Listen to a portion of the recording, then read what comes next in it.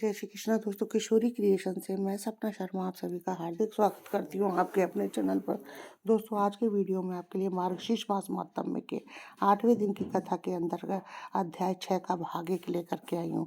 इससे पहले के मार्गशीर्ष मास महात्म्य के वीडियो जो मैंने मेरे चैनल पर डाले हुए हैं, जिनको आप मेरे चैनल पर जाकर देख भी सकते हैं और श्रवण भी कर सकते हैं। तो मार्गशीर्ष मास महात्म्य का मैं आपको पाठ अध्याय सुनाऊँ उससे पहले भगवान विष्णु का आपको ध्यान मंत्र बता रही हूँ। आइए सुनते हैं।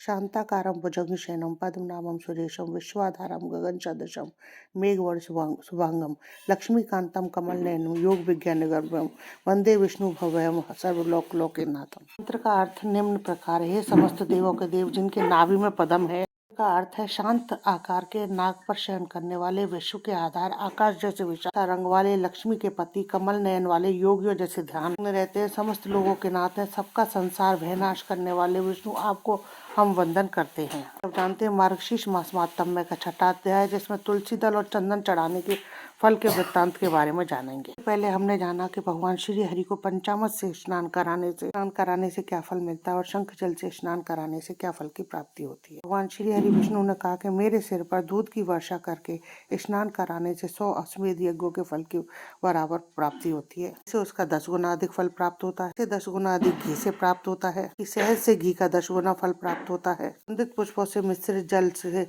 स्नान कराने से श्रेष्ठ स्नान है।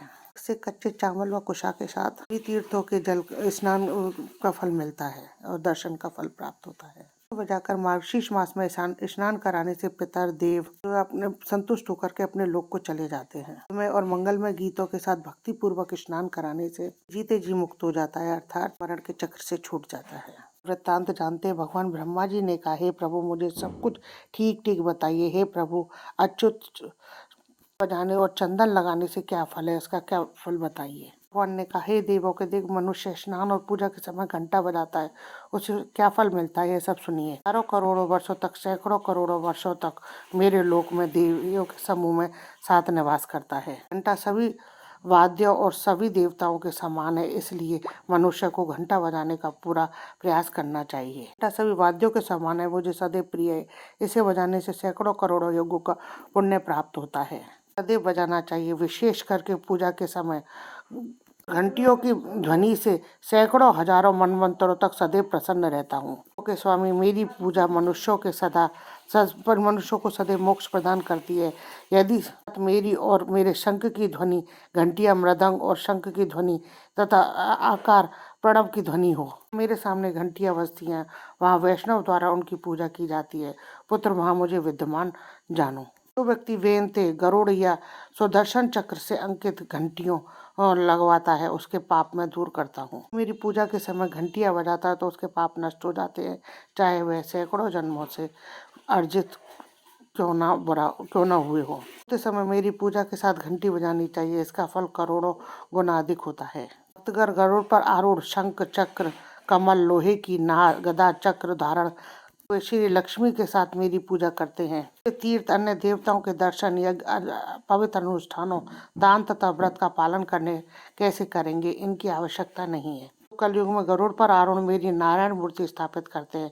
वे मेरे लोक में आते हैं तथा 1 करोड़ कल्पों तक वहाँ रहते हैं। मेरे सामने महल में अथवा घर में उस मूर्ति को स्थापित करता है, वह हजारों करोड़ों तीर्थ तथा देवता खड़े हो जाते हैं। धन्य हो गया और 11वें दिन गरुड़ पर सवार मेरे स्वरूप की पूजा करता है। रात्रि में आदर पूर्वक गीत गाता है तथा नृत्य करता है। वह अपने पितरों को नरक से मुक्त कर देता है। घंटी की महिमा का वर्णन करूंगा। मेरे पुत्र सुनो, जहाँ मेरे नाम से अंकित घंटा रखा जाता है और जहाँ विष्णु की मूर्ति की पूजा की जाती है, मेरे पुत्र जान लो कि मैं वहाँ उपस्थित हूँ। धूप जलाते हैं, दीप जलाते हैं, स्नान कराते हैं, पूजा करते हैं, मेरे सामने उपटन लगाते हैं, उस समय गरुड़ चिन्ह से अंकित घंटा बजाता है। मेरे प्रिय, उस प्रत्येक अनुष्ठान के लिए 10,000 यज्ञ, 10,000 गायों के दान से और 100 चंद्रायण अनुष्ठानों से पुण्य प्राप्त होता है। पूजा विधि के अनुसार ना भी हो तो भी उन मनुष्यों के लिए फलदायी होती है। घंटे की ध्वनि से प्रसन्न होकर मैं उन्हें अपना लोक प्रदान करता हूँ। गरुड़ और चक्र से अंकित घंटा बजाया जाए तो वह करोड़ों जन्मों के भय का नाश करता है। अब जब मैं प्रतिदिन गरुड़ से अंकित घंटा देखता हूँ तो मैं धन पाकर दरिद्र के समान हर्षित हो जाता हूँ। व्यक्ति घंटा धारण करने वाले खंबे के ऊपर उत्तर चक्र अथवा मेरे प्रिय गरुड़ को स्थापित कर दे तो उसके देव द्वारा तीनों लोक स्थिर हो जाते हैं। करोड़ों पापों से दूषित हो सकता है, परंतु यदि मृत्यु के समय वह चक्र से अंकित घंटे की ध्वनि सुनता है तो यम के सेवक निराश हो जाते हैं। घंटे की ध्वनि से सभी दोष और पाप नष्ट हो जाते हैं। देवता, रुद्र और पितर सभी उत्सव मनाते हुए प्रसन्न हो जाते हैं। और चक्र प्रतीक ना भी हो तो भी घंटे की ध्वनि से भक्तों पर कृपा करता हूँ, इसमें कोई संदेह नहीं है। गरुड़ लगा हुआ घंटा हो, जिस घर में सर्प, अग्नि या बिजली का भय नहीं रहता है। घंटी ना हो, मेरे सामने शंख ना हो तो वह भगवान का भक्त कैसे माना जा सकता है, वह मेरा प्रिय कैसे हो सकता है। पुत्र, मैं तुम्हें चंदन की शक्ति बताऊंगा, तब वह तैयार हो जाता है तब मैं अत्यंत प्रसन्न हो जाता हूँ, इसमें कोई संदेह नहीं है। पुष्प, कपूर, अगरलोचन, कस्तूरी, जायफल, तुलसी सहित मुझे अर्पण कर दे तो मुझे बहुत खुशी मिलती है। श्रेष्ठ पुरुष मुझे तुलसी की टहनियाँ सदैव अर्पण करता है, वह अनंत युगों तक स्वर्ग में रहता है। कलिकाल में भक्ति पूर्वक महाविष्णु को तुलसी और चंदन अर्पण करता है। मालती, चमेली के फूलों से उनकी पूजा कर काल में भक्ति पूर्वक महाविष्णु को तुलसी और चंदन अर्पण करता है। मालती, चमेली के फूलों से उनकी पूजा करता है तो वह कभी भी किसी माँ का स्तन नहीं पीता, अर्थात मुक्त हो जाता है। वो जन्म मरण के चक्र से मुक्त हो जाता है। यदि कोई मुझे तुलसी की टहनियों के समान चंदन अर्पण करता है तो मैं उसके सैकड़ों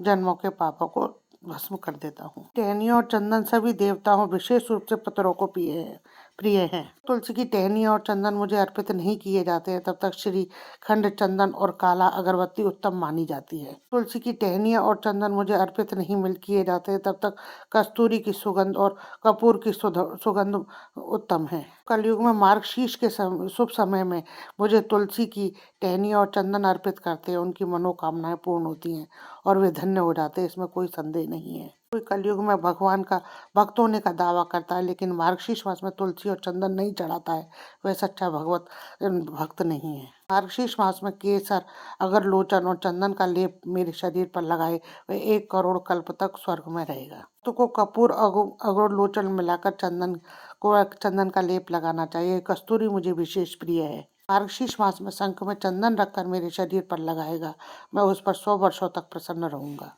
मार्गशीर्ष मास में तुलसी दल और हरण का लेप करके भक्ति पूर्वक सेवा करता है, उसे अभिष्ट की प्राप्ति होती है। स्कंद महापुराण मार्गशीर्ष मास महात्म्य में तुलसी चंदना अर्पणम अष्टम अध्याय संपूर्णम। दोस्तों, वीडियो अच्छा लगे तो लाइक शेयर करें, चैनल को सब्सक्राइब करें, पास ही में बेल आइकन को दबाएं ताकि आने वाले नए वीडियो का नोटिफिकेशन आपको मिल जाए। हिंदू धर्म, रीति रिवाज, कथा कहानी जानने के लिए चैनल पर बने रहने के लिए बहुत बहुत धन्यवाद। जय श्री कृष्णा, राधे राधे।